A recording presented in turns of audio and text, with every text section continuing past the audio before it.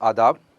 नूरी academy के ज़ेर इंसराम जारी आज के इस लाइव सेशन में आप सभी का खैर मकदम है।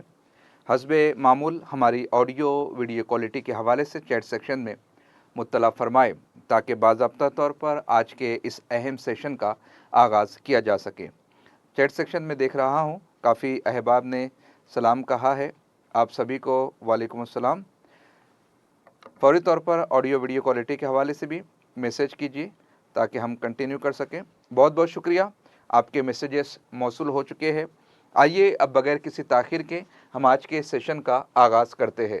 जैसा कि आप नाजरीन जानते ही है कि यूजीसी नेट में आज हम यूनिट नंबर 1 यानी कि तारीख़ ज़बान उर्दू इसका आगाज़ करने जा रहे हैं और इसमें आज हमारा जो पहला टॉपिक है उर्दू ज़ुबान का आगाज़ व इर्तिक़ा।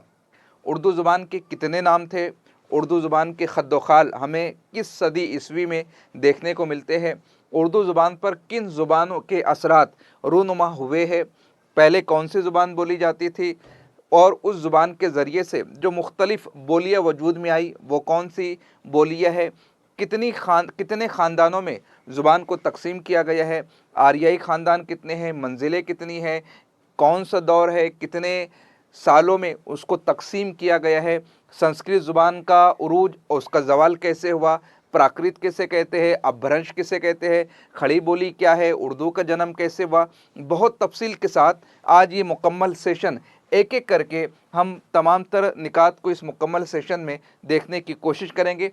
सबसे पहले यहाँ पर हम देखने की कोशिश करते हैं कि आपका निसाब क्या है। निसाब चूँकि कुछ छोटी साइज़ में आपको नज़र आ रहा होगा, लेकिन दिक्कत की कोई बात नहीं, आपके हाथों में अताए उर्दू किताब मौजूद है, आप वहाँ पर देख सकते हैं या आपके पास प्रिंट आउट मौजूद रहा होगा। इसमें आप देख सकते हैं यूनिट नंबर 1 तारीख़ ज़ुबान उर्दू, हिंद आरियाई की मुख्तसर तारीख, प्राकृत, अपभ्रंश, खड़ी बोली के औसाफ, उर्दू की इब्तिदा के बारे में मुख्तलिफ़ नज़रियात। किन के नज़रियात यहाँ पर फ़हरिस्त आप देख सकते हैं। उर्दू का इब्तिदाई ज़माना, उर्दू साख्त के बुनियादी अनासिर, दक्कनी उर्दू की लिसानी खसूसियात और उर्दू और उसकी अहम बोलियाँ। इस तरीके से मुकम्मल निसाब आप देख सकते हैं। सरेदस्त आज मैंने आपको जो बताना है हिंद आरियाई की मुख्तसर तारीख, प्राकृत और अपभ्रंश, इतने टॉपिक्स को आज के सेशन में हम मुकम्मल करने की कोशिश करेंगे। तो इस तरीके से ये पार्ट आपको यहाँ पढ़ना है, ये पार्ट आपको यहाँ पर देखना है। सबसे पहले हम देख लेते हैं कि उर्दू के कितने नाम थे, उर्दू को किन किन नामों से याद किया जाता रहा है, जाना जाता रहे, उसको हम देखते हैं। उर्दू को इब्तिदा में हिंदवी भी कहा गया और हिंदुस्तानी भी कहा गया। उर्दू को गुजरी भी कहा गया, उर्दू ज़ुबान को लश्करी कहा गया, हिंदी कहा गया, ज़ुबान देहलवी कहा गया, रेख्ता कहा गया, दक्कनी कहा गया, उर्दू मोहल्ला के नाम से याद किया गया और आखिर में उर्दू लफ्ज़ से इस ज़ुबान को मुखातिब किया गया है। यहाँ पर ये बहुत ही अहम तारीख़ है, इसको आप जो है समझने की कोशिश कीजिए, इसको आप यहाँ पर अज़बर कीजिए कि किस तरीके से मुख्तलिफ़ अदवार में हमारी प्यारी ज़ुबान उर्दू मुख्तलिफ़ नामों से याद की जाती रही है। अब यहाँ पर जो समझने वाली बात है आप उसको देख लीजिए कि यहाँ पर आप देख सकते हैं कि उर्दू को हिंदवी भी कहा गया है, हिंदुस्तानी भी कहा गया है और हिंदी भी कहा गया है। यहाँ पर ज़ुबान का एक कायदा है, वो आपको बता देता हूँ। जब भी किसी मुल्क से निस्बत देनी होती हो तो उसका आखिर का जो नाम, जैसे हिंदुस्तान में जो है आखिर का सिता इसको हज़फ करके या का इस्तेमाल किया जाता है। जैसे मिसाल के तौर पर तुर्किस्तान। अब तुर्किस्तान से अगर हमें किसी ज़ुबान को या किसी बाशिंदे को निस्बत देनी हो तो सिता इस हर्फ को हज़फ किया जाएगा और या का इस्तेमाल किया जाएगा। इस तरीके से तुर्किस्तान में बोली जाने वाली ज़ुबान को कहा जाएगा तुर्की, या तुर्किस्तान में रहने वाले बाशिंदे को कहा जाएगा तुर्की। तो निस्बत देने के लिए सिता लफ्ज़ को हज़फ करके या का इस्तेमाल करते हैं। जैसे अफ़गानवी कहा जाएगा या अफ़गानी कहा जाएगा, तुर्किस्तानवी नहीं कहा जाएगा बल्कि तुर्की कहा जाएगा। बिल्कुल उसी तरीके से हिंदुस्तानी, हिंदुस्तानवी, उससे बेहतर ये माहिरे लिसानियात ने बताया है कि हिंदवी कहा जाएगा या हिंदी कहा जाएगा। यही वजह है कि शायर मशरिक डॉक्टर मोहम्मद इकबाल ने कहा था, हिंदी है हम वतन है हिंदुस्तां हमारा। तो निस्बत देने के लिए, तो अब यहाँ पर हिंदी या हिंदवी से मुराद कौन सी है? हिंदी या हिंदवी से मुराद वो ज़ुबान जो हिंदुस्तान में बोली जाती है, जिसकी पैदाइश हिंदुस्तान में है। उर्दू कोई बाहर से आई हुई ज़मीन नहीं है, ये हमारे आबा और अजदाद की सरजमीन पर पैदा होने वाली ज़ुबान है। ये हमारी पुरखों की सरजमीन पर परवान चढ़ने वाली ज़ुबान है, इसे हमारे पूर्वजों ने इस्तेमाल किया है। ये कोई बैरूनी ज़ुबान नहीं है, ना ये अरब से आई है ना ईरान से आई है। इसी हिंदुस्तान की धरती पर ये ज़ुबान पैदा हुई जिसका आप और हम इस्तेमाल करते हैं, और आज उसका प्यारा सा नाम है उर्दू। उर्दू है जिसका नाम हम ही जानते हैं दाग, सारे जहां में धूम हमारी ज़ुबान की है। जिस ज़ुबान की धूम सारे जहां में है, उस ज़ुबान की तारीख को तफसील के साथ आज के सेशन में हम समझने की कोशिश करेंगे। अब मुख्तलिफ नाम है, जैसे जैसे हम आगे बढ़ेंगे इन मुख्तलिफ नामों को भी हम समझने की कोशिश करेंगे। जैसे लश्करी, लश्करी कह लीजिए या रेख्ता कह लीजिए, जिसका माना होता है बिगड़ी हुई ज़ुबान के। लश्करी बहुत ज़्यादा उम्दा कहलाई नहीं जाती थी ये ज़ुबान, लश्करी ज़ुबान। जैसे पहले फ्री लाउंसर होते थे, फ्री लाउंसर सोल्जर्स हुआ करते थे। जिस तरीके से फ्री लाउंसर राइटर्स होते हैं, एडिटर होते हैं, कलमकार होते हैं, पुराने ज़माने में फ्री लाउंसर सोल्जर्स होते। फ्री लाउंसर क्या है? जैसे दो बादशाह हैं, एक बादशाह ए है और दूसरा बादशाह जो है बी है। अब दोनों बादशाह अपनी सल्तनत को मुस्तहकम करने के लिए सोल्जर का इस्तेमाल करते थे। अब जाहिर सी बात है, जो हुदूद मुमलिकत है, जो सल्तनत का हिस्सा है, उसमें मौजूद अफराद ही उस फौज में शामिल होते रहेंगे। लेकिन अगर बादशाह बी वो ज़्यादा मजबूत हो रहा है, बादशाह ए कमज़ोर हो रहा है, तो किसी दूसरे इलाके में रहने वाले जो सोल्जर्स होते थे उनको कहा जाता था फ्री लाउंसर सोल्जर। ये लोग इस सल्तनत में आकर बी सल्तनत से लड़ते थे और बचाने की कोशिश करते थे। बदले में उन्हें क्या मिलता था? बदले में उन्हें गोल्ड मिलता था, सोना मिलता था, रुपया पैसा मिलता था। हाँ, अब अगर ये 1 kg सोना दे रहा है और सल्तनत भी उसे उससे ज़्यादा सोना बढ़ा कर देते थे, तो ये फिर ए की बजाय बी का सपोर्ट करते थे, बी का समर्थन करते थे। मतलब उनका जो मुल्क से कोई वास्ता नहीं था, वो पैसों की बिना पर अपनी खिदमात, अपनी सर्विसेज दिया करते थे। तो फ्री लॉन्सर आया करते थे, कोई ईरान से आ रहा है, कोई इराक से आ रहा है, कोई अरब से ताजिर यहाँ पर आ रहे हैं, मुख्तलिफ इलाकों से आ रहे हैं। अब कोई अरबी बोल रहा है, कोई संस्कृत बोल रहा है, कोई मकामी ज़ुबान का इस्तेमाल कर रहा है। अब रोज़मर्रा की ज़िंदगी गुजारने के लिए, डे टू डे लाइफ का जो तरीका है वो आगे बढ़ने के लिए हमें कुछ न कुछ ऐसे कॉमन वर्ड्स चाहिए, कॉमन लैंग्वेज चाहिए जो हमारी रोज़मर्रा की ज़िंदगी के अंदर हमें यूज़फुल रहे, हम वार्तालाप कर सके, हम बातचीत कर सके, हमारा जो नीड है रोटी कपड़ा मकान वो मुकम्मल हो सके। तो कुछ अल्फाज संस्कृत के आ गए, कुछ अल्फाज फ़ारसी के आ गए, कुछ अल्फाज अरबी के आ गए, कुछ अल्फाज जो प्राकृत थी, अपभ्रंश थी, बिगड़ी हुई भाषा थी, उनके आ गए। इस तरीके से खलत मलत पर मबनी एक ज़ुबान वजूद में आती थी, जिसे ज़ुबान नहीं कहा जा सकता, उसे बोली कहा जाएगा। समझाने के लिए कह रहा हूँ कि मिले जुले अल्फाज पर मुश्तमिल एक बोली वजूद में आती थी, उस बोली का इस्तेमाल किया जाता था। उर्दू को भी एक बोली की शक्ल में देखा जाने लगा, लश्करी कहा जाने लगा। कसीदा जब पढ़ाऊँगा वहाँ पर आपको बताने की कोशिश करूँगा कि हमारी ज़ुबान को बहुत अच्छी निगाहों से नहीं देखा जाता था, गिरी पड़ी समझा जाता था, या आम लोगों की ज़ुबान समझा जाता था, या फिर सिपाहियों की ज़ुबान समझा जाता था। इस ज़ुबान के बोलने वाले ज़्यादातर वो थे जो रोज़ाना का काम करने वाले थे, जो तिहाड़ी मजदूर थे, जो आम फौज के मुलाजिम थे, जो मदबक में काम करने वाले थे, जो साइस थे, अस्तबल में काम करने वाले थे, घोड़ों की रखवाली करने वाले थे, छोटी मोटी शायरी करने वाले थे। लेकिन इन लोगों ने वाह रे सलूट है इन अफराद को कि इन्होंने इतनी मेहनत की, इतनी मेहनत की कि वो ज़ुबान जिसको बाजारी कहा गया, जिसको लश्करी कहा गया, जिसको गिरे पड़े लोगों की ज़ुबान कहा गया, लेकिन एक वक्त वो आता है कि शाही रोज़नामचे दफ्तरी ज़ुबान हमारी उर्दू ज़ुबान बनती है। संस्कृत को निकाल दिया गया, फ़ारसी को दफ्तर से बाहर का रास्ता बता दिया गया और दफ्तरी ज़ुबान बन जाती है उर्दू ज़ुबान। उर्दू ज़ुबान मतलब शाही रोज़नामचे उसमें लिखे जा रहे हैं, क्रॉनिकल्स लिखे जा रहे रहे हैं।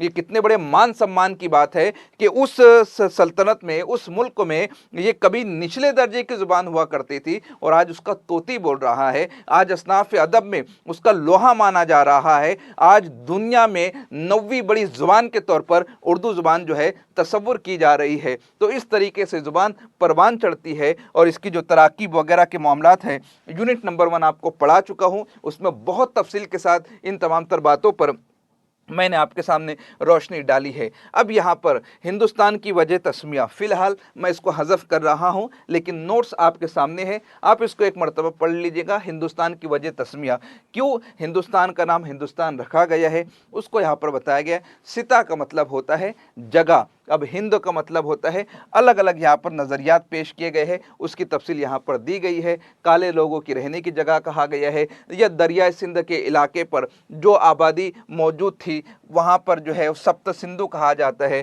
फिर कुछ ज़बानों के अंदर एच नहीं पाया जाता, यूँ नहीं पाया जाता, तब्दीली देखने को मिलती है। वो नदियाँ कौन सी है, वो नदी आप यहाँ पर देख सकते हैं, जेहलम है, चनाब, रावी, ब्यास, सतलज या सतलुज, सरस्वती, और इस तरीके से उसका नाम दिया गया है सप्त सिंधु। कहाँ गिर रही है, नक्शे की मदद से आप देख सकते हैं, ये है सप्त सिंधु का इलाका। यहाँ पर आप नदियों को देख सकते हैं, यहाँ पर एक एक नदी जो है आप देख रहे हैं कि इस तरीके से अब दरिया के किनारे जो आबाद थी, यहाँ पर इसलिए पेश करना इसको ज़रूरी ख्याल करता हूँ कि मुझे द्राविड़ी नस्ल के बाशिंदे वो आपको बताना है। नक्शों की मदद से एक एक करके तफसील के साथ चीज़ों को हम समझने की कोशिश करेंगे। यहाँ पर आपको मोहनजोदड़ो की तहज़ीब देखने को मिलती है, यहाँ पर आपको हड़प्पा की तहज़ीब देखने को मिलती है, सिविलाइजेशन यहाँ पर आपको देखने को मिलती है। इसी नदियों के किनारों पर कुछ लोग आबाद थे जो महज़्ज़ब शहरी थे, बेहतरीन शहरी थे, और हड़प्पा की तहज़ीब कह लीजिए, मोहनजोदाड़ो की तहज़ीब कर लीजिए, कह लीजिए, इन्होंने जो मकामात बनाए थे, मकानात बनाए थे, इन्होंने जो अपर और लोअर सिस्टम बनाया था, पानी की निकासी का सिस्टम बनाया था, हौज़ बनाए थे और फिर डैम बनवाया था, वो काबिल दीद था, पढ़ने से उसका ताल्लुक़ रखता है। जब उसकी खुदाई हुई, महकमे आसार कदीमा ने देखा तो किस कदर बेहतर तरीके से यहाँ पर उसको अप टू डेट तरीके से बनाया गया था। वो तमाम तर चीज़ें आप किताबों में यकीनन पढ़ चुके हैं और यही वजह है कि उसको सप्त सिंधु के नाम से जो है याद किया गया है। और फिर ये जो है एक आशिक ज़ार ने, हाफिज़ शिराज़ी ने कहा था, महबूब की तिल से शिराज को तशबीह दी थी और उसके लिए जो लफ्ज़ उन्होंने इस्तेमाल किया था, हिंदुश का लफ्ज़ इस्तेमाल किया था। स्लाइड दे रहा हूँ, एक मरतबा आप पढ़ लीजिएगा। मैं बराह रास्त टॉपिक पर आता हूँ। यहाँ पर आप देख सकते हैं कि उर्दू बर्र सगीर की म्यारी ज़ुबानों में से एक ज़ुबान है। ये भारत की 6 रियासतों की दफ्तरी ज़ुबान है। आइन हिंद के मुताबिक उसे दफ्तरी ज़ुबानों में शामिल किया गया है। अब आइन हिंद का जो शेड्यूल है उसमें जो दफ्तरी ज़ुबान है, आप कोई भी नोट को आप निकाल लीजिए, कोई भी नोट को जब आप बाहर निकालेंगे उसके बाद पीछे की जानिब ये जो आपको ज़ुबानें नज़र आती है, ये आइन की दफ्तरी ज़ुबान है जिसको मान्यता हासिल है। उसमें आप नीचे की जानिब जब देखेंगे तो उर्दू वहाँ पर आपको लिखी हुई नज़र आ जाएंगी। तो उर्दू को जो है दफ्तरी ज़ुबान के तौर पर शामिल किया गया। ये और बात है कि जब रियासतों का क़याम अमल में आया, ज़ुबानों की बुनियाद पर अमल में आया था, लेकिन उर्दू के साथ जो नाइंसाफ़ी की गई है, मैं आपको दबिस्तान दिल्ली, दबिस्तान लखनऊ और दारुत तर्जमा उस्मानिया जब पढ़ा रहा था, वहाँ पर इशारे के नाम में बता चुका हूँ। तफसीलात आप तारीख़ की किताबों में पढ़ सकते हैं। 2001 की मरदमशुमारी के मुताबिक उर्दू को बतौर मादरी ज़ुबान के भारत में इस्तेमाल करने वाले 5% अफराद थे। अब जो है मरदमशुमारी का प्रोसेस दोबारा स्टार्ट होने वाला है। उसके बाद देखते हैं कि आदाद शुमार क्या है। अगर हम पुराने डेटा को देखते हैं तो ये हिंदुस्तान की 6ठी बड़ी ज़ुबान है और इस तरीके से अंग्रेज़ों के दौर में भी बहुत सारे इलाके ऐसे थे जहाँ पर उर्दू ज़ुबान बोली जाती थी और उर्दू ज़ुबान को बतौर दफ्तरी ज़ुबान के इस्तेमाल किया जाता था। और सिर्फ हिंदुस्तान ही में नहीं, हिंदुस्तान के अलावा खलीजी ममालिक है, यूरोपीय ममालिक है, अमेरिका के इलाके हैं, वहाँ पर भी एक बड़ी तादाद है जो उर्दू ज़ुबान बोलती है। अगर आज से 27 साल पहले के रिकॉर्ड को हम देखते हैं तो तकरीबन 10 करोड़ 60 लाख अफराद जो है उर्दू ज़ुबान को बोलते थे और इस तरीके से भारत की 6ठी लेकिन दुनिया की 9वीं बड़ी ज़ुबान के तौर पर उर्दू ज़ुबान हमको देखने को मिलती है हिंदुस्तान के आलमी पैमाने पर। अब ज़ुबान को तकसीम किया गया है, अलग अलग खानों में तकसीम किया गया है। किस बुनियाद पर तकसीम किया गया है? तो उसके लिए जो पैमाने बनाए गए हैं वो 3 हैं, सौती, सर्फी और नहवी। सौतियात, सर्फियात, नहवियात। अभी समझ में आ रहा हो तो पढ़ लीजिए, दिक्कत आ रही हो सुन लीजिए, क्योंकि आगे मैं सौतियात भी पढ़ाने वाला हूँ, सर्फियात भी पढ़ाने वाला हूँ, नहवियात भी पढ़ाने वाला हूँ। सौतियात जो आवाज़ से जिसका ताल्लुक़ है, आगे तफसील के साथ आप पढ़ेंगे। अभी फ़िलवक्त सिर्फ आप इतना समझ लीजिए कि इन 3 खुसूसियात की बुनियाद पर पूरी दुनिया में जितनी भी ज़ुबानें हैं उनको 8 ख़ानदानों में तकसीम किया गया है। पहला ख़ानदान है सामी, हिंद चीनी, द्राविड़ी, मंडा, अफ्रीका की बातू, अमरीकी, मलायाई और 8वां है फिर हिंद यूरोपी। इस तरीके से ये 8 ख़ानदान के नाम है।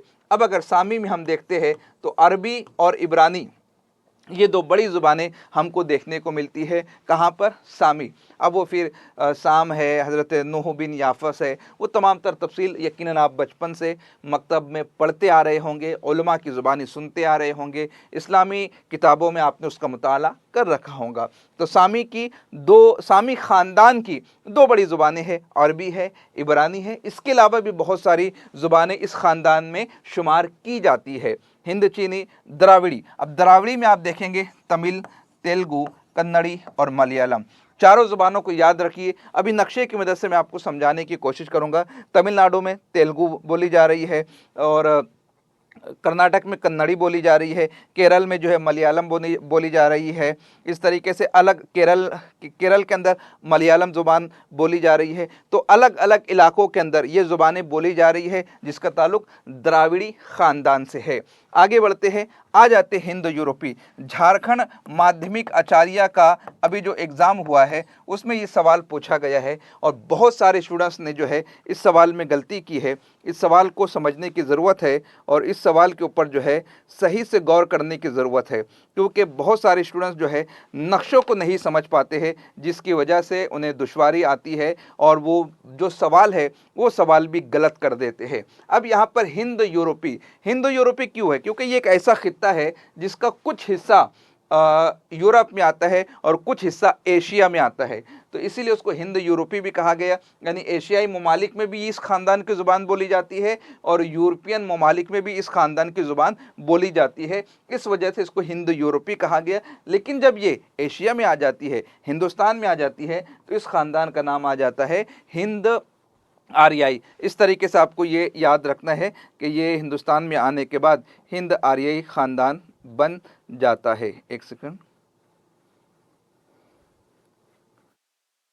चलो ठीक है ना। हिंद आर्य, अब हिंद आर्य की जो मशहूर ज़ुबान है उसमें है संस्कृत, उर्दू और हिंदी। जिस तरीके से हमने यहाँ पर कुछ अहम ज़ुबानों को देखा है, सामी में अरबी, इब्रानी, द्राविड़ी में तमिल, तेलुगु, कन्नड़ी, मलयालम, उसी तरीके से हिंद यूरोपी आगे चल कर हिंद आर्याई बन जाता है। हिंद आर्याई में संस्कृत, उर्दू और हिंदी ये बड़ी ज़ुबानें हैं जो यहाँ पर आप देख सकते हैं। तो ये पहला खाका है जिसको हमने समझने की कोशिश की है। अब आगे बढ़ते हैं सौती सर्फी खुसूसियात की बुनियाद पर। अब मैं जो द्राविड़ी ज़ुबानें आपको समझाना चाहता हूँ, बताना चाहता हूँ, वो आप देख लीजिए। तेलुगु, कन्नड़ी, तमिल, मलयालम। अब ये जो ज़ुबानें बोली जा रही है वो किस तरीके से बोली जा रही है? तेलंगाना का इलाका है, कर्नाटक का इलाका है, तमिलनाडु का इलाका है, केरल का इलाका है। ये जो इलाके हैं यहाँ पर आप देख सकते हैं कि ये जो ज़ुबानें हैं ये ज़ुबानें इस तरफ यानी कि कहाँ पर, जुनूबी हिंदुस्तान में बोली जा रही है। क्यों जुनूबी हिंदुस्तान में बोली जा रही है? फिर आ जाइए मेरे तमहीदी कलमात के ऊपर। मोहनजोदड़ो है, हड़प्पा है। हिंदुस्तान के असल बाशिंदे कौन है? हिंदुस्तान के असल बाशिंदे, हिंदुस्तान के असल बाशिंदे हैं द्राविड़ी नस्ल के बाशिंदे। ये हिंदुस्तान के जो है असल बाशिंदे हैं और इनका ताल्लुक़ जो है वो शुमाली हिंद से है। बाद में इनको खदेड़ दिया गया और ये फिर आ जाते हैं जुनूबी हिंदुस्तान में। कौन खदेड़ता है? आर्य आते हैं हिंदुस्तान में। आर्य आते हैं। आर्य जंगजू है, मुसले थे और लड़ने भिड़ने वाले थे, सोल्जर्स टाइप के थे।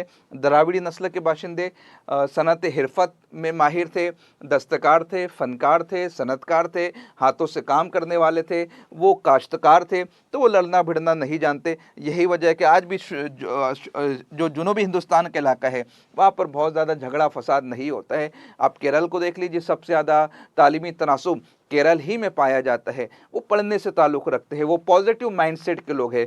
आर्य आते हैं, आर्य कहाँ पर आते हैं? शुमाली हिंदुस्तान में आते हैं, शुमाली हिंदुस्तान में आते हैं। और फिर जो ऊपर की तरफ, अब वो ये लोग कहाँ बस रहे थे? तो पंजाब का जो इलाका है यहीं पर तो बस रहे थे। यही तो वो इलाका है जहाँ पर मोहनजोदड़ो और हड़प्पा की तहजीब थी, यहाँ बस रहे थे। आर्य आए और आर्य आकर इनको खदेड़ दिया। तो सवाल पैदा होना चाहिए, यही क्यों खदेड़ दिया? हिंदुस्तान से बाहर ही निकाल देना चाहिए था। नहीं, ऐसा पॉसिबल नहीं है, क्योंकि यहाँ पर जो है एक पहाड़ी सिलसिला है। अभी दूसरे नक्शे में हम देखेंगे, ऊपर पहाड़ी सिलसिला है, नीचे समंदर है, बहर अरब है, ऊपर से लोग आते हैं, नीचे की जानिब खदेड़ जाते हैं। अगर ये पहाड़ नहीं होता तो शायद हिंदुस्तान का कुछ नक्शा ज़ुबानों के एतबार से आज मुख्तलिफ हो सकता था। अगले नक्शे के अंदर आपको बताने की कोशिश करूँगा ताकि आपके समझ में आ जाए। यहाँ पर आप देख सकते हैं, यहाँ पर कौन रह रहा था? द्राविड़ी नस्ल के बाशिंदे रह रहे थे। ऊपर से कौन आया? ऊपर से आते हैं आर्या, इनको खदेड़ देते हैं। तो ये जो कोहे विंध्याचल के इलाका है, जो पहाड़ी सिलसिला है, आर्या उसके नीचे आ जाते हैं। और फिर यहाँ पर नीचे की तरफ आप देख सकते हैं कि यहाँ पर वो अफराद बसते हैं जो तेलुगु, कन्नड़ी, तमिल या मलयालम बोलने वाले हैं, यानी कि द्राविड़ी नस्ल के बाशिंदे यहाँ पर आ जाते हैं। यही वजह है वो जो हिंदूस मैंने ऊपर जो बताया ना आपको, जो लफ्ज़ तब्दील हुआ है हिंदूस, यानी काले लोगों की रहने की जगह, क्योंकि सिंधु घाटी की सभ्यता जिसको कहा जाता है, वहाँ कौन रह रहे? वहाँ पर ये लोग रह रहे थे। ये अफराद कैसे थे? अब यहाँ रंग नस्ल की बात नहीं कर रहा हूँ, टॉपिक को समझाना मेरा मकसद है। ये लोग रह रहे थे, इसलिए इनको देखकर कहा गया हिंदुस्तान काले लोगों की रहने की जगह। सिता का मतलब होता है जगह, हिंदू का मतलब होता है काला, काले लोगों की रहने की जगह। यही वजह है कि हिंदुस्तान में हम देखते हैं तो मुख्तलिफ रंग रूप हमें नज़र आते हैं। अगर आप शुमाली हिंदुस्तान में देखेंगे तो शुमाली हिंदुस्तान का जो नक्शा है, अगर शुमाली हिंदुस्तान में आप देखेंगे तो ऊपर की जानिब जो रंगत है वो गोरी रंगत है। आप कश्मीरियों को देखो, हट्टे कट्टे, ऊँचे पूरे, है ना, जो है सुनहरी आँखें होती है और लाल लाल गाल होते हैं, भूरे होते हैं। इस तरीके से ऊपर की तरफ देखो, नीचे की तरफ देखो तो थोड़ा सा उनका रंग जो है वो डार्क होता है, वो थोड़ा सा फेयर कलर के होते हैं। हमारे इलाकों में जो बोरवेल की खुदाई के लिए आते हैं वो यही अफराद होते हैं। लेकिन बीच का जो इलाका है, जैसे मध्य प्रदेश है, महाराष्ट्र है, गुजरात है, यहाँ पर देखेंगे तो हमारे जैसे सौले लोग यहाँ पर पाए जाते हैं। क्यों पाए जाते हैं? फिर इसके लिए आपको जो है वो डीएनए समझना होगा, साइंस की ज़ुबान समझना होगा कि किस तरीके से डीएनए का रिएक्शन होता है।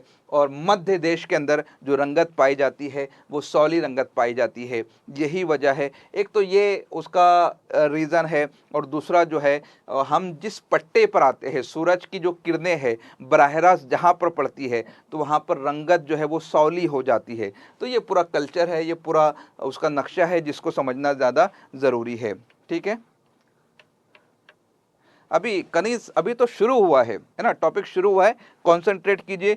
हर वो सवाल जो आपके माइंड में मौजूद है, इंशाल्लाह तबारक ताला इस यूनिट के मुकम्मल होने तक आपके पास उसका जवाब मौजूद रहेगा। ठीक है, तो आगे बढ़ते हैं, देखते हैं तारीख ज़ुबान उर्दू को। यहाँ पर अब आर्य आ गए, हिंदुस्तान में आ गए, कब आए? उसके लिए कुछ डेटा होना चाहिए, कुछ हक़ाइक़ होने चाहिए। बस आ गए मान लेना ऐसा ज़रूरी नहीं। तो यहाँ पर आपको देखना होगा नसीरुद्दीन अहमद ख़ान का जो नज़रिया है, इनका नज़रिया क्या है कि आर्याओं का वतन हमें एशिया में तलाश करना चाहिए। अब प्रोफेसर मसूद हुसैन ख़ान, ठीक है, आर्य आ गए, एशिया में हम उनका वतन तलाश कर रहे हैं, लेकिन कब? तो उसके लिए फिर साल है 1500 कब्ल मसीह। अब इतना तो मान कर चल रहा हो कि कब्ल मसीह आपको समझता है। ये 1500 कब्ल मसीह, अभी चल रहा है 2026, तो ये 1500 और सॉरी ये है आपका 1500 कब्ल मसीह और ये है आपका 2026। यानी आप जो तारीख पढ़ रहे हैं ये कब्ल मसीह है और एक नीचे सन ईस्वी है। अब जो तारीख उर्दू की हम पढ़ रहे हैं वो है 3526 साल की तारीख। जाहिर सी बात है, एक घंटे में, एक यूनिट में मुकम्मल समझ में आ ही नहीं सकता जब तक कि बार बार रिवीजन नहीं करेंगे, मुख्तलिफ किताबों का मुताला नहीं करेंगे। 3500 साल के तारीख एक घंटे में कैसे समझ में आ जाएंगे? इशारे किनारे में एग्ज़ाम के पॉइंट ऑफ व्यू से ज़्यादातर हक़ाइक़ को आपके सामने बताने की कोशिश करूँगा। ये है जापान, जहाँ से सूरज उगता है, जहाँ से दिन निकलने की शुरुआत होती है। ठीक है, तो यहाँ से सूरज उग रहा है। ये है हमारा प्यारा हिंदुस्तान, प्यारा भारत, आप देख सकते हैं, प्यारा मुल्क। और ये वो इलाका, ये ईरान आप देख सकते हैं, और जो स्ट्रेट ऑफ हॉर्मोज का भी जिक्र चल रहा है वो ये पट्टा है, 33 किलोमीटर का जो रास्ता है, जिसको अब यही से बताया जाता है कि ईरान से चलकर ही आर्य जो है शुमाली हिंदुस्तान में आए थे। 2 ग्रुप था, दोनों की तारीख को हम यहाँ पर पढ़ने की और समझने की कोशिश करेंगे। तो ये पूरी दुनिया का नक्शा है, फ्लैट है, इसको ही आप गोल कर दो, ग्लोब की शक्ल में बन जाएगा। दूसरे नक्शे में इसको समझने की कोशिश करते हैं। अब हिंदुस्तान में, एशिया में आर्यों की आमद तलाश करनी चाहिए। कब तलाश करनी चाहिए? 1500 कबल मसीह में तलाश करना चाहिए। इसको आप याद रख लीजिए। अब यही बताया गया है कि आर्य लोग वस्ती एशिया से चलकर ईरान के रास्ते से, ईरान का रास्ता क्या है अभी जस्ट मैंने आपको बताया, ये देखिए प्यारा सा ईरान, ये प्यारा सा हिंदुस्तान, ये वो इलाका है, ये जो जिस इलाके से जो है वो हिंदुस्तान में आए होंगे। ये इस तरफ आप देख सकते हैं, यहाँ पर आपको नज़र आ रहा है जापान, ये है नॉर्थ कोरिया, ये है ताइवान, और ये है पूरा जो है चाइना का इलाका। तो ईरान के रास्ते से चलकर वो हिंदुस्तान में आए हैं। अब कौन से ज़ुबान बोला करते थे? तो ये 2 ग्रुप की शक्ल में आए थे। एक ग्रुप को कहा जाता है कोश्तम, जो फारसी और संस्कृत ज़ुबान बोला करते थे। दूसरा ग्रुप आया था, दूसरा ग्रुप था वो था कनेटम, जो कि यूनानी, लातिनी और जर्मन ज़ुबान बोला करते थे। यहाँ पे आपको सारे ममालिक नज़र आ जाएंगे और इसके ज़रिए से आपको समझ में आ जाएगा। ठीक है,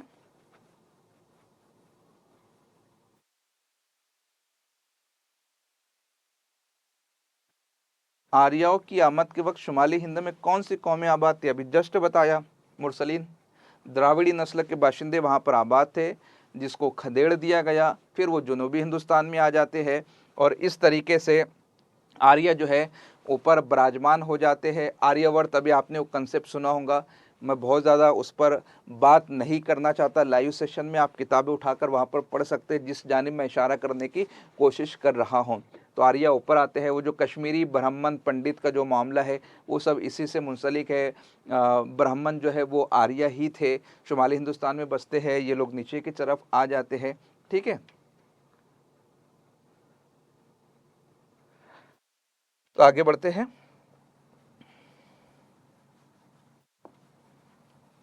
ये ज़माना हो गया। अब यहाँ पर आप जो यूरोपियन ममालिक है, यूरोपियन ममालिक में अभी हमने देखा कोश्तम ग्रुप जो है, ओस्ता, फारसी और संस्कृत ये ज़ुबान बोलने वाले थे। मगरिब में जो है कनेटम ग्रुप था, वो यूनानी, लातिनी और जर्मन ज़ुबान बोलने वाले थे। इसी के ज़रिए से संस्कृत ज़ुबान जो हिंदुस्तान में पहुँचती है, और फिर रफ्ता रफ्ता जो परवान चढ़ती है उसको हम देखेंगे। ये पूरा नक्शा, अब इसको एक एक नक्शे को मैं यहाँ पर समझा नहीं सकता, बस ये यूरोपियन ममालिक है जो अभी हमने ऊपर बताया।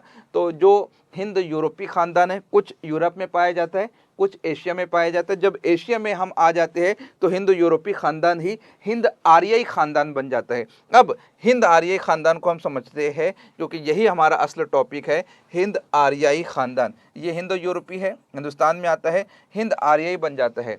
अब इतनी बड़ी तारीख को, यानी 3500 साल की तारीख को, 3526 साल की तारीख को बस यूं ही बोलकर आसानी के साथ नहीं याद रखा जा सकता। इसलिए इसको हमने 3 दौर में, हमने से मुराद माहिर लिसानियात ने, अपने को तो अभी तक यही नहीं समझ रहा है कि इतनी डीप तारीख है, तो हमने से मुराद माहिर लिसानियात, उन्होंने 3 अदवार में तकसीम किए। अदवार मतलब पीरियड, दौर। एक है कदीम हिंद आर्य दौर, दूसरा है वस्ती हिंद आर्य दौर, और तीसरा है जदीद हिंद आर्य दौर। पुराना, वस्त का यानी दरमियान का, नया। कदीम हिंद आर्य दौर कितने सालों पर मुश्तमिल है? ये है 1000 साल पर मुश्तमिल, कबल मसीह, समझा चुका हूँ, ऊपर माइनस में आता है 1500 के बाद जो दूसरा साल आएगा वो आएगा 1499, उसके बाद जो आएगा 1498, माइनस होते होते होते ज़ीरो, अब ये ज़ीरो हो गया, फिर एक, अब ये ईस्वी साल शुरू हो जाएगा, 1 2 3 4 इस तरीके से ईस्वी साल जो है शुरू हो जाएगा। ठीक है, अब यहाँ पर आप देखेंगे कदीम हिंद आर्य दौर 1500 कबल मसीह से 500 कबल मसीह तक, ये जो पूरा पीरियड है ये है 1000 साल की तारीख। अब इस 1000 साल की तारीख को हम मज़ीद और डिवाइड करेंगे। फ़िलहाल आप सिर्फ समझिए, बहुत इंपॉर्टेंट है, किसी किताब में ये नक्शा आपको नहीं मिलेगा और इसका समझना बहुत ज़्यादा ज़रूरी है। दूसरा दौर है वस्ती हिंद आर्य दौर, ये है 500 कबल मसीह से 1000 सन ईस्वी तक, माइनस होता होता आया 500, मतलब ये 500 निकल कर यहाँ पर आ गया, 1000 सन ईस्वी यानी कि ये 1000, तो ये दौर जो हो जाएगा ये हो जाएगा 1500 साल का दौर। 1500 ये, 1000 ये, कितना हो गया ये दौर हो गया अब तक के कैलकुलेशन के हिसाब से 2500 साल का दौर हो गया। लेकिन मैंने अभी आपको जस्ट बताया 3526 साल का दौर, 2500 माइनस कर ले तो अभी भी आपके पास जो निकल कर आता है वो निकल कर आता है, जो दौर बाकी है 2500 और 1026, ये दौर अभी आपके पास निकल कर आ रहा है, बाकी है। तो जदीद हिंद दौर आ जाओ, 1000 सन ईस्वी से लेकर ताहाल, ताहाल से मुराद क्या है 2026, यानी ये जो दौर निकल कर आ रहा है ये दौर है 1026 साल का। इस तरीके से अगर हम देखते हैं तो उर्दू की हमारी तारीख है 3526 साल की। इतना समझ में आ गया तो कमेंट कीजिए, फिर हम आगे बढ़ते हैं।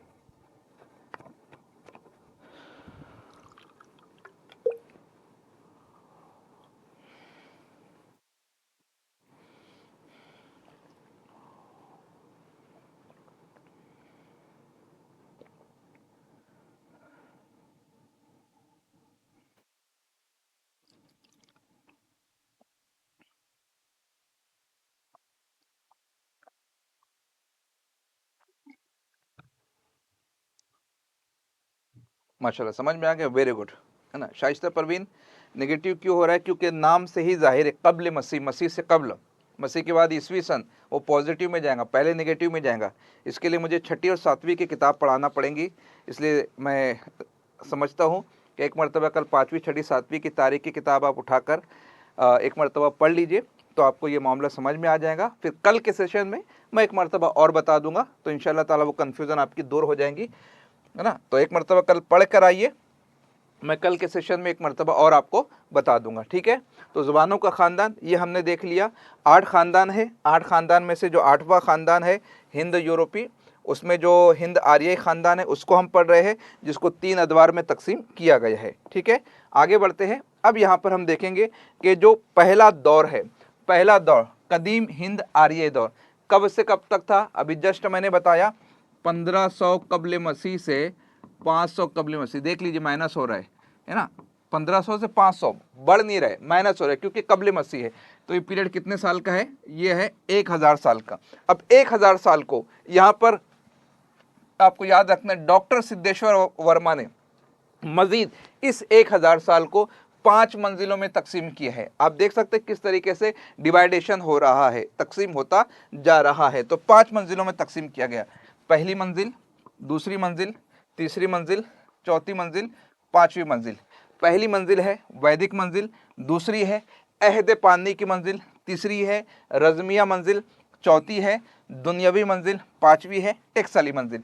एक एक करके मंजिल को समझेंगे। वैदिक मंजिल, यहाँ पर हमें 4 वैद देखने को मिलते हैं, ऋग्वेद, यजुर्वेद, अथर्ववेद, सामवेद। सवालात किस तरीके से पूछे जाते हैं? आर्याओं का हिंदुस्तान में आमद का ज़माना कितना है? 1500 कब्ल मसीह।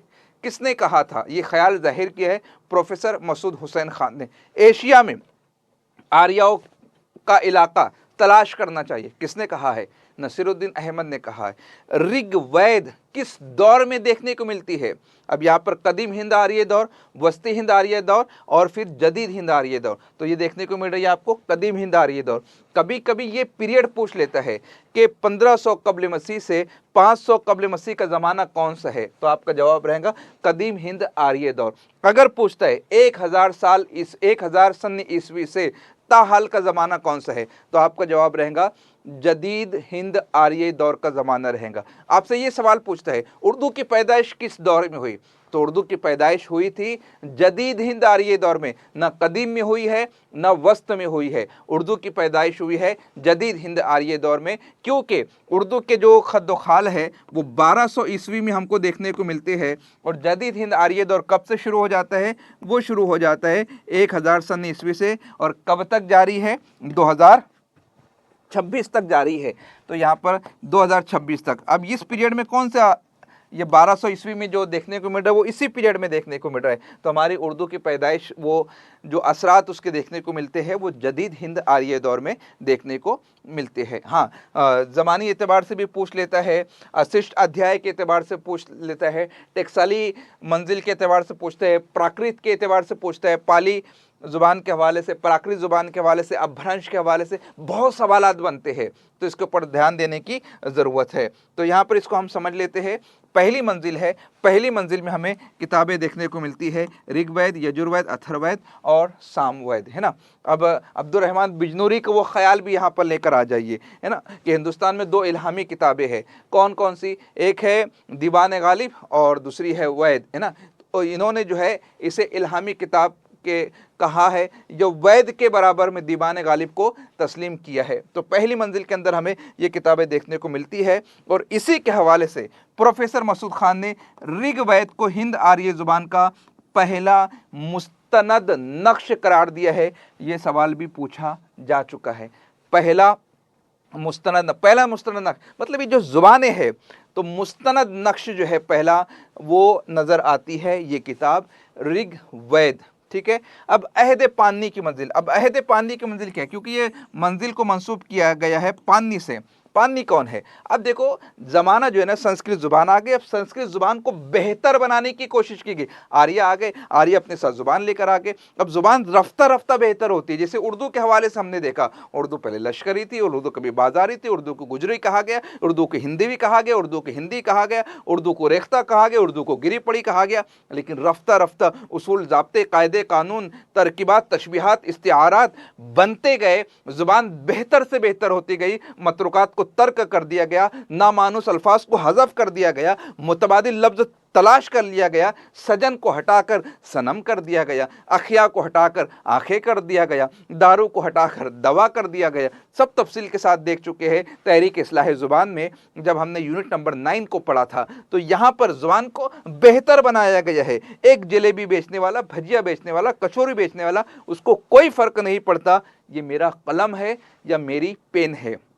उसको ये फ़र्क नहीं पड़ता कि इसका इस्तेमाल मुज़क्कर में होना चाहिए या इसका इस्तेमाल मुअन्नस में होना चाहिए। उसको सिर्फ ये फ़र्क पड़ता है, जब वो घर पहुँचे, दस्तरख्वान बिछा हो, उसके बाल बीवी बच्चे बैठे हो, उनके सामने 2 वक्त की रोटी होना चाहिए। उसे ज़ुबान के म्यारी होने से, ज़ुबान के अदबी होने से, ज़ुबान के फसीह व बलीग होने से कोई फ़र्क नहीं पड़ता है। यहाँ पर क्या हुआ, संस्कृत के जो आलिम थे, उन्होंने ज़ुबान को बेहतर बनाने की कोशिश की है। क्या बेहतर बनाया? ज़ुबान के उसूल ज़ाब्ते, किताब लिख दी डायरेक्ट, अशिष्ट अध्याय, एक किताब लिख दी, अशिष्ट अध्याय। पतंजलि ने लिख दी महाभाष्य, किताब, यानी संस्कृत ज़ुबान के उसूल ज़ाब्ते, कायदे, कानून, बेहतर काम था, अच्छा काम था, उम्दा काम था। तीसरी मंजिल में आप देखेंगे रज़मिया मंजिल, रज़्म कहते जंग को, जिदाल को, यहाँ पर जो है इसे अदबी मंजिल कहा जाता है। उसूल, ज़ाब्ते, कायदे, कानून बन गए, ज़ुबान बेहतर हो गई, निखरी हो गई, सुथरी हो गई, यहाँ पर संवर गई। और फिर महाभारत यहाँ पर देखने को मिलती है, और भी ज़ुबान अदबी हो जाती है, बेहतर हो जाती है, फसी हो जाती है, बलीग हो जाती है। तो उस ज़ुबान को दुनियावी मंजिल में सरकारी ज़ुबान का दर्जा मिल जाता है। ज़ुबान सरकार की ज़ुबान बन जाती है, दफ्तरी ज़ुबान बन जाती है। लेकिन फिर कहना चाहूँगा, यहाँ पर एक गरीब को कोई इस बात से फ़र्क नहीं पड़ता है कि जुमलों में जो है बामुहावरा ज़ुबान का इस्तेमाल किया जाना चाहिए, तशबीहात का इस्तेमाल किया जाना चाहिए, तरकीबात बेहतर होनी चाहिए, उम्दा अल्फाज का इस्तेमाल किया जाना। एक गरीब को इस बात से कोई लेना देना नहीं है कि उसकी ज़ुबान बामुहावरा है या नहीं है, कहावतों का बरमहल इस्तेमाल है या नहीं है, फसाहत और बलागत के दर्जे पर वो फायज़ है या नहीं है, उसमें तशबीह का इस्तेमाल हो रहा है, इस्तिआरे का इस्तेमाल हो रहा है, किनाए का इस्तेमाल हो रहा है, उसे इस बात से कोई मतलब नहीं है। उसकी बुनियादी ज़रूरत है रोटी, कपड़ा और मकान, बस। तो इस तरीके से जब ये सब कुछ किया गया, तो टेक्साली मंजिल के अंदर होता यह है कि संस्कृत ज़ुबान आवाम से दूर चली जाती है। एक तो ज़ुबान के कायदे कानून बनना शुरू हो गए, दूसरा ये भी आ गया कि इस ज़ुबान को जो है सिर्फ़ एक तबका पढ़ सकता है, दूसरे लोग नहीं पढ़ सकते। जब किताबों से आवाम दूर होती है तो ज़ुबान जो है वो कमतर हो जाती है। और यही हुआ कि आवाम की बोलचाल से जब ज़ुबान दूर होती है, तो यहाँ पर आप इस नक्शे की मदद से देख सकते हैं कि पंजाब का वो इलाका है जहाँ पर म्यारी ज़ुबान बोली जा रही है। फिर आगे बढ़ते हैं, अम्बाला से इलाहाबाद। अम्बाला कहाँ पर है? अम्बाला हरियाणा में है।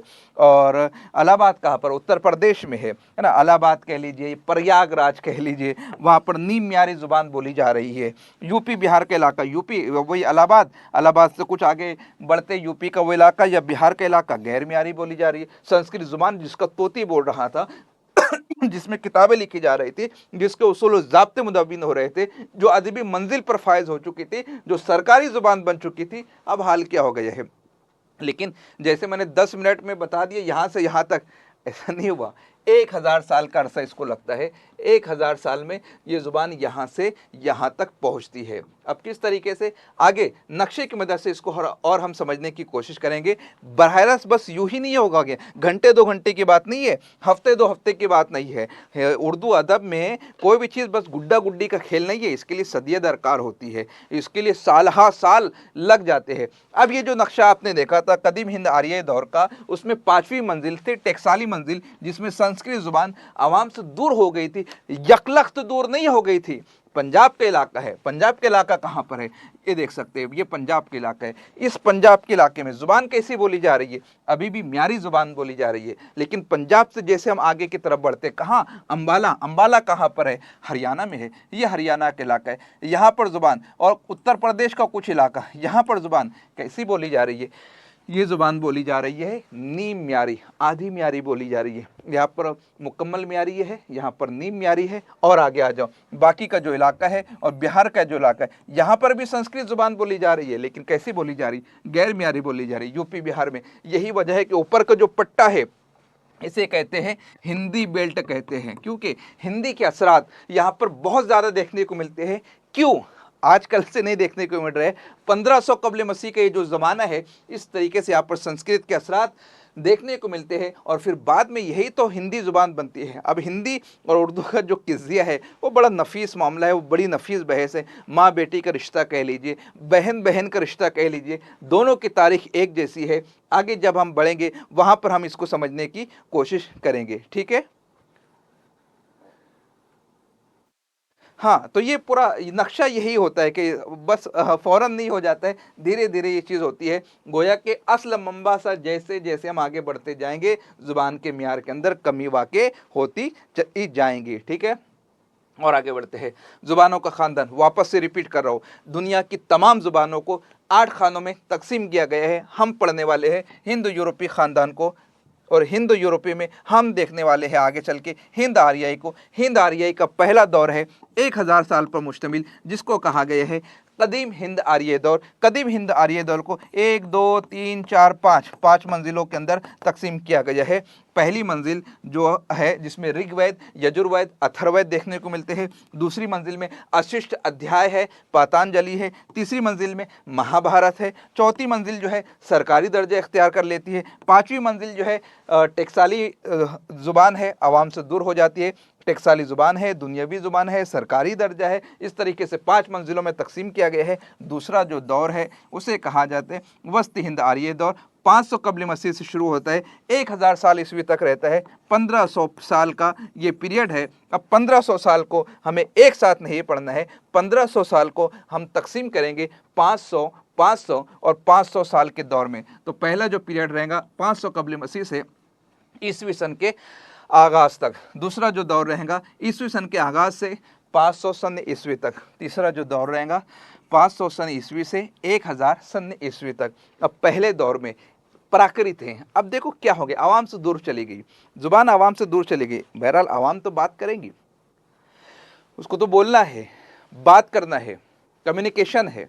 तो अब क्या है, अब है प्राकृत। प्राकृत कहते हैं प्राकृति को, नेचर की ज़ुबान, फितरत की ज़ुबान। मैंने पहले ही कहा, ये मेरा पेन है, मेरी पेन है, मेरा कलम है, मेरी कलम है, उसको कोई मतलब नहीं। रोटी कपड़ा मकान ये बुनियादी ज़रूरत है। तो बातचीत के लिए प्राकृत का इस्तेमाल होने लगा। प्राकृत क्या है, फितरी ज़ुबान, आम बोलचाल की ज़ुबान, जिसको सब लोग इस्तेमाल करते हैं, प्राकृत। अब पहली प्राकृत जो है वो है पाली। अब पाली क्यों है उसको भी अभी हम देखेंगे, अशोक सम्राट वगैरह के ज़रिए से पढ़ेंगे। पाली को कदीम मागधी भी कहा जाता है। इब्तिदाई पाली। अब ये जो पीरियड है छोटा मोटा पीरियड नहीं है, 500 साल का पीरियड है ये। प्राकृत को भी अपडेट किया जाने लगा। इंसान है, इंसान कोशिश करता है, जैसे एक इंसान गरीब है, वो हमेशा गरीब नहीं रहना चाहता, वो कोशिश करेगा अपने आप को बेहतर बनाने की। अगर उसकी कुटिया है, उस कुटिया को वो अपडेट करना चाहेगा। अगर वो घास फूस की है, उसको फिर वो पटसन की बनाना चाहेगा, पटरी की बनाना चाहेगा, बेहतर से बेहतरी की तरफ उसको लेकर जाना चाहेगा। तो इब्तिदाई प्राकृत वाली ये जो पीरियड है, दूसरे में यही जो प्राकृत है वो अदबी शक्ल इख्तियार कर लेती है। पहले प्राकृत है, अब अदबी शक्ल इख्तियार कर रही है। जैसे जुनूब का जो इलाका है महाराष्ट्री, इसी से आगे चल के बनती है मराठी, शोरशिनी, मथुरा के इलाका, मथुरा का पुराना उत्तर प्रदेश में जो इलाका है मथुरा, मथुरा स्टेशन, उसका पुराना नाम था शोरसेन। याद रखिएगा, कभी कभी नामों की तब्दीली के साथ भी पूछा जाता है।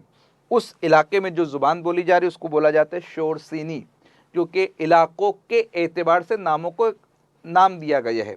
जैसे यहाँ पर अब जो है वो आप देखेंगे शोरसेन में शोरसेनी, मगध का जो इलाका है, क्योंकि मगध रियासत बहुत मशहूर थी, वहाँ पर जो ज़ुबान बोली जा रही है उसको मागधी कहा जाता है। अवध के इलाके में जो ज़ुबान बोली जा रही है उसको अरद मागधी कहा जाता है।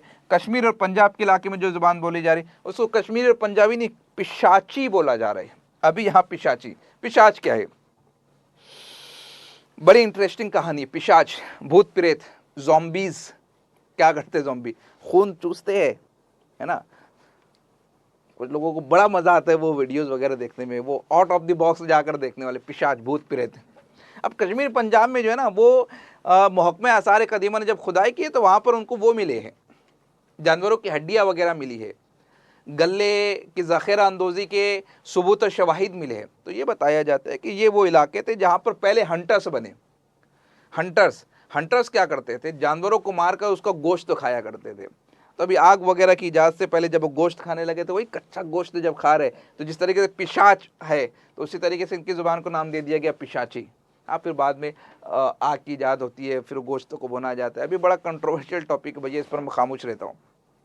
ये समझ लीजिए कि क्यों उनको पिशाची कहा जाता है ना। तो इस तरीके से ये है पिशाची। तो वो लोग जो हंटर्स थे, शिकार करने वाले थे, कच्चा गोश्त खाने वाले थे, पिशाची थे, ये पिशाच के जैसे थे, समझ रहे हो ना बात को। तो वो जो ज़ुबान बोलते थे उस ज़ुबान को कहा गया है पिशाची। तो ये है महाराष्ट्री, शोरसिनी, मागधी, अरद मागधी और पिशाची ना। अब उसमें सब थे भैया, मर्द औरत दोनों थे। कभी कभी मर्द हज़रात जो है ना गुस्से में आकर किसी एक मखसूस हल्के को पिशाचिनी कह देते हैं, या मुराद वो पिशाचिनी नहीं है, वो तो हरदिल अजीज़ है। भले आदमी गुस्से में कुछ भी बोल दे, जोक सपाट, टॉपिक शुरू। तो दूसरा इलाका जो है, दूसरा इलाका कह रहा हूँ, दूसरा जो दौर है वो दौर यहाँ पर हम देख रहे हैं कि जो प्राकृत पहले वजूद में आई है उस प्राकृत को जो है यहाँ पर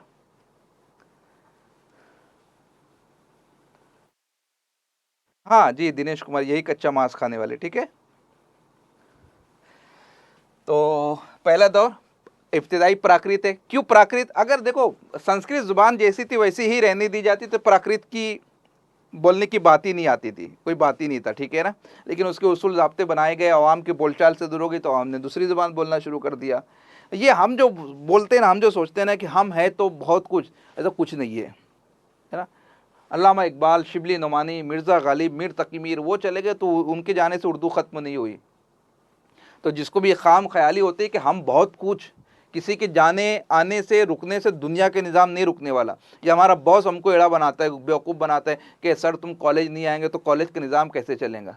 अबे अल्लामा इकबाल के चले जाने से उर्दू चल रही है, तो हमारे एक दिन नहीं आने से कॉलेज का निज़ाम कौन सा ठप हो जाने वाला। या आपकी सासू माँ आपको पागल बना रही है कि बेटी तुम ससुराल चली जाएंगी 15 दिन के लिए, तो हमारा घर का क्या होने वाला, कुछ नहीं होने वाला, सबका निज़ाम चलता है। इस पर एक नज़्म मैं भेज दूंगा व्हाट्सएप ग्रुप पर, उसको आप पढ़ लीजिएगा। तो पहला दौर जो है इब्तिदाई प्राकृत, जिसमें मैं ये बताने की कोशिश कर रहा, ज़ुबान को इतना बेहतर बना दिया गया, उम्दा बना दिया गया कि आवाम की बोलचाल से दूर हो गई। तो आवाम को ज़रूरत नहीं है ना, अगर आवाम को आप जकड़ना चाहोगे तो वो रेत की तरह फिसल जाएंगी, वो रहने वाली नहीं, वो जिस हाल में जिस तरीके से उसको रहने दो। तो इब्तिदाई प्राकृत की तरफ चले गए। अब इब्तिदाई प्राकृत की तरफ चले गए तो यहाँ पर भी उलमा थे, फुजला थे, अरबाब इल्म फ़न थे, उन्होंने उस बोली को बेहतर बनाया, बेहतर बना दिया तो अदबी प्राकृत। अब अदबी प्राकृत जब आवाम को उसूल ज़ाब्ते को फॉलो करना ही बेहतर था तो वो संस्कृत नहीं बोलते थे, क्यों अदबी प्राकृत बोलते, क्यों इब्तिदाई प्राकृत बोलते। वो वही ज़ुबान बोल सकते थे, अगर उसूल ज़ाब्ते कायदे कानून में उनको रहना पसंद था तो वही बोलते थे। ये चीज़ यहाँ समझ में नहीं आई। तो जब इन्होंने बंदिशें लगाना शुरू की, उसूल ज़ाब्ते बनाना शुरू कर दिया, अब हम फिर यहाँ से निकल गई, कहाँ चलेगी, अब ब्रंश की तरफ चली गई। अब ब्रंश क्या है, अब ब्रंश कहते हैं बिगड़ी हुई बोली।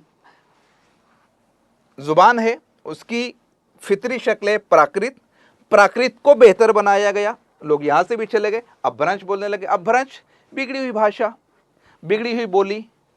अब महाराष्ट्री ये प्राकृत थी, उसी से बन गई महाराष्ट्री। शोरशिनी एक अदबी प्राकृत थी, उसी से अब ब्रंश बन गई शोरशिनी। अब कुछ नई नहीं आई, उसी की बिगड़ी हुई शक्ल, उसी की बिगड़ी हुई भाषा। मागधी से मगधी, अरद मागधी से अरद मागधी, प्राचीन और केकई। कंसेप्ट समझ में आ रहा है ना, बात समझ में आ रही है, बताइए प्लीज फौरी तौर पर।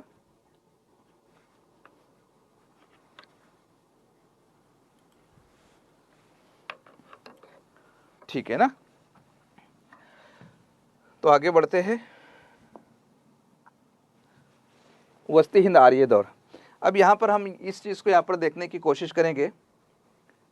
हाँ, ब्रंश के माना बताया ना मैंने, अब ब्रंश के मतलब बिगड़ी हुई भाषा। अब उसी को यहाँ पर हम देखने की कोशिश करेंगे। इब्तिदाई प्राकृत की दूसरी शक्ल अशोक के कुतबात में, है ना। अब अशोक की कुतबात में, अशोक को पढ़ाना यहाँ पर इसलिए ज़रूरी है। अशोक कौन है, चंद्रगुप्त मौर्य का पोता है, यानी बिंदुसारा का लड़का है, मौर्य सल्तनत का तीसरा बादशाह है अशोक। अशोक को पढ़ने के लिए कलिंग की जंग को देख लीजिएगा। अशोक जो है हजारहा इंसान को कत्लो खून में नहला देता है, फिर ख्याल आता है कि ये इंसानों के खून पर जो है अपनी सल्तनत की बिसात बिछाई जा रही है, और फिर वो सब कुछ त्यागने का सोचता है। वहाँ पर फिर उनको नज़र आता है गौतम बुद्ध।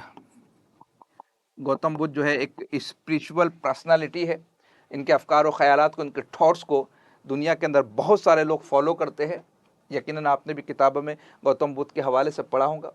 तो गौतम बुद्ध के जो नज़रियात थे, अफकार और ख़यालात थे, वो अमन, सुकून, शांति के हवाले से थे, बुद्ध मत जिसे कहते हैं। तो वो अशोक ने कहा कि मुझे उसको आम करना है, और उसको आम करने के लिए उन्होंने क्या किया, कुतुबों का सहारा लिया, है ना। मेजर है, रॉक्स है, पिलर्स है, वहाँ पर उन्होंने ये जो निशानात आप देख रहे हैं, इसके ऊपर उन्होंने जो उनके थॉट्स है, गौतम बुद्ध के जो नज़रियात है, जो अकवाल है, उसको यहाँ पर उन्होंने बताने की कोशिश की, कुंदा करने की कोशिश की। इस नक्शे में वो पूरा आप देख सकते हैं। ये इजाफी बातें हैं, इस पर सवाल नहीं पूछा जाएगा। इसे जो है ना स्तोपास कहा जाता है। बिहार में एक इलाका है वैशाली, बिहार से जो लोग हैं कमेंट करके बताइए, वैशाली का जो इलाका है बहुत अहम ये इलाका समझा जाता है। वैशाली का इलाका जो समझा जाता है बहुत अहम समझा जाता है बिहार में। ये जो देख रहे हैं आप, स्तोपाज है, रॉक्स है, पिलर है, ये जो उम्मीद करता हूँ आपको ये तहरीर नज़र आ रही होंगी। वैसे मैंने अपलोड कर दूंगा, आप उसको देख लीजिएगा। ये पूरी तहरीर जो है पाली है। पाली जो है ना, मागधी कह लीजिए, या फिर इसकी जो असल शक्ल जो है वो अशोक की कुतबात में यहाँ पर आपको देखने को मिल रही है। ये है वो पाली ज़ुबान। अब आ जाते हैं वस्ती हिंद आर्य दौर। वस्ती हिंद आर्य दौर का जो ज़माना है 1500 बरस पर मुश्तमिल ये प्राकृतों का दौर है। कितने साल का, 1500। हम देख चुके नक्शे की मदद से, खाके की मदद से हम देख चुके। कदीम हिंद आर्य दौर 1000 साल का, वस्ती हिंद आर्य दौर 1500 साल का, और जदीद हिंद आर्य दौर 1026 साल का। अभी पढ़ा रहा हूँ तो अगले साल पढ़ाऊंगा तो 1027 साल का हो जाएगा। तो ये है वस्ती हिंद आर्य दौर, 1500 बरस पर मुश्तमिल। प्राकृत कोई अलग ज़ुबान नहीं थी, ये संस्कृत की ही एक बदली हुई शक्ल थी। ये पुराने सेशन में नहीं था, इस मर्तबा बता रहा हूँ। प्राकृत है भी नहीं कोई अलग, संस्कृत से ही निकली हुई या उसकी बदली हुई शक्ल है। प्राकृतों के इर्तिका के 3 अदवार है। पहली प्राकृत में पाली और अशोक की कुतबात का जुबान, अशोक के कुतबों की ज़ुबान का शुमार होता है पहला। क्यों अशोक, उसकी वजह भी मैंने जस्ट आपको बताया। दूसरी प्राकृत में उन ज़ुबानों को शुमार किया जाता है जो अदबी मकासद के लिए इस्तेमाल होने लगी थी। तीसरी प्राकृत में अपभ्रंश है, अपभ्रंश जो बिगड़ी हुई भाषा है। अपभ्रंश के माना क्या है, बिगड़ी हुई ज़ुबान के। कौन सी बिगड़ी हुई ज़ुबान, वही जो ऊपर आती है। अब इसका इस्तेमाल कहाँ किया गया, तो प्रोफेसर मिर्ज़ा खलील बेग ने, इनकी जो किताब है उर्दू की लिसानी तश्कील, उसको एक मरतबा ज़रूर पढ़िएगा। वो यूपीएससी का इम्तिहान हो, यूजीसी नेट का इम्तिहान हो, एलटी ग्रेड हो, जीआईसी हो, टीजीटी हो, पीजीटी हो, कोई भी एग्ज़ाम हो, इस किताब को पढ़ लेना आपके लिए ज़्यादा ज़रूरी। 2-4 किताबों के नाम आपको आज या कल के सेशन में बताऊंगा, एक मरतबा उसको पढ़ लीजिएगा, वहाँ पर ये तफसीलात मिल जाएंगे। तो अपभ्रंश का इस्तेमाल सबसे पहले चंद ने अपनी किताब प्राकृत लक्षणम में किया था, जो 6वीं सदी ईस्वी में एक मारूफ कवायद नवेस गुजरा है। तो चंद ने किया है, किताब का नाम था प्राकृत लक्षमन। ये ख्याल जाहिर किया है प्रोफेसर मिर्ज़ा खलील बेग ने अपनी किताब उर्दू की लिसानी तश्कील में। यकीनन आप लोगों में से बहुत सारों ने इस किताब को मुताला किया भी होगा उर्दू की लिसानी तश्कील में। तो ज़ुबानों का ख़ानदान, वापस से आ जाइए, रिमाइंड कर लीजिए, 8 ख़ानदान है। 8 में से हमको जो पढ़ना है वो हिंद यूरोपी है, आगे चल के हिंद आर्यई बनता है। हिंद आर्यई को कदीम हिंद आर्य दौर में पहला दौर, दूसरा दौर वस्त हिंद आर्य दौर, तीसरा दौर जदीद हिंद आर्य दौर। कदीम हिंद आर्य दौर को पढ़ा हमने, वस्ती हिंद आर्य दौर को पढ़ा हमने। अब आगे की जानिब हम बढ़ते हैं। तो वस्ती हिंद आर्य दौर, वस्ती हिंद आर्य दौर अभी हमने देखा, पहला दौर 500 साल, दूसरा दौर 500 साल, तीसरा दौर 500 साल। पहले दौर में इब्तिदाई प्राकृत है, यहाँ पर पाली वगैरह आपको देखने को मिलती है, अशोक के कुतुबों की ज़ुबान है, उसी ज़ुबान को बेहतर बनाया गया तो ये प्राकृत अदबी प्राकृत कहलाती है। महाराष्ट्री, शोरसिनी, मागधी, अरद मागधी, पिशाची। अब इससे लोग दूर भागे तो अब ब्रंश बन गई, महाराष्ट्री, शोरशिनी, मागधी। इसी शोरशिनी से आगे चलकर जो है खड़ी बोली निकलने वाली है। तो ये जो दौर हमने देखा वस्ती हिंद आर्य दौर देखा। अब इसमें जो तीसरा दौर है, आखिरी का जो 500 साल का दौर है, यानी 500 साल से 1000 सन ईस्वी तक, ये जो 500 साल का दौर है, इसमें जो हमने अभी देखा 5 जो ज़ुबानें, वापस आओ कंफ्यूज हो जाएंगे, ये जो 5 ज़ुबानें हैं इसी को हमने इस तरीके से खाकों में बता दिए। ये जो 500 साल से 1000 साल को, इसी खाके को मैं इस तरीके से पेश करता हूँ। तो यहाँ पर आप देखेंगे शोरशिनी अपभ्रंश में जो ज़ुबानें आपको देखने को मिलती है, ये जो शोरशीन या फिर जो बोलियाँ आपको देखने को मिलती है वो है खड़ी बोली, राजस्थानी, पंजाबी, गुजराती। इसी खड़ी बोली से हमारी ज़ुबान निकलेंगी उर्दू ज़ुबान, इसी खड़ी बोली से वो ज़ुबान अभी निकलेंगी, लेकिन अभी निकली नहीं है क्योंकि अभी जो पीरियड चल रहा है वो 500 से 1000 साल। और कौन सा पीरियड चल रहा है? वस्ती हिंद आर्य दौर चल रहा है। उर्दू ज़ुबान का वजूद हमें देखने को मिलेगा जदीद हिंद आर्यई दौर में, ठीक है।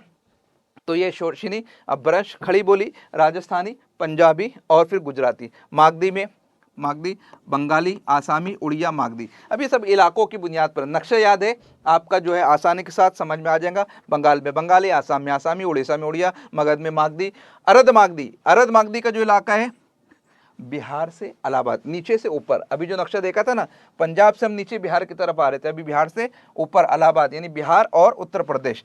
तो मशरिकी हिंदी की बोलियाँ कौन सी? अवधी, छत्तीसगढ़ी, भोजपुरी, ये मशरिकी हिंदी की बोलियाँ है। और मगरबी हिंदी की बोलियाँ वो मुख्तलिफ है, वो आगे हम देखेंगे। वो देखेंगे जदीद हिंद आर्य दौर में 5 बोलियाँ है।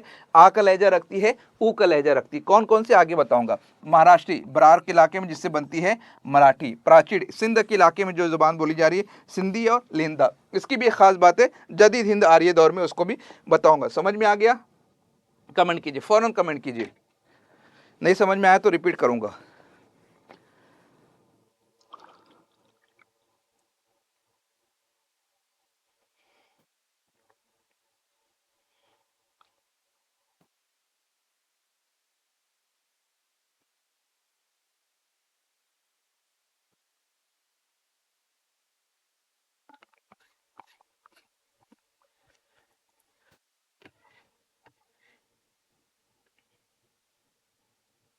ठीक है, वेरी गुड, आगे बढ़ते हैं।